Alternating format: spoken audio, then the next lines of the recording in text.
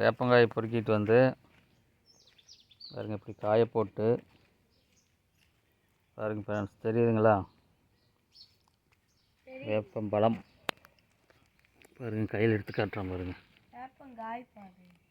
பாருங்க ஃப்ரெண்ட்ஸ், இதை வந்து நல்லா காய வைக்கணும். இந்த பழம் மாதிரி இருக்குது பார்த்தீங்களா? இதை வந்து நல்லா காய வைக்கணும். இது மாதிரி வரும். இது மாதிரி வரணும். இது மாதிரி வந்த பின்னாடி தான் அதை வந்து விலைக்கு எடுத்துக்குவாங்க.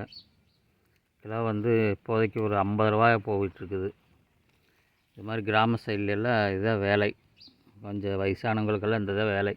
இன்னொரு 1 மாதம் 2 மாதத்துக்கு நல்லா விலைக்கு போகும். உங்கள் ஊர்லெல்லாம் இது மாதிரி வேப்பங்காய் பொறுக்கிற ஆளுகள் இருக்கிறாங்களா? இந்த மாதிரி ஆகுங்க. இதுதான் வத்தல் அப்படின்னு சொல்லுவாங்க.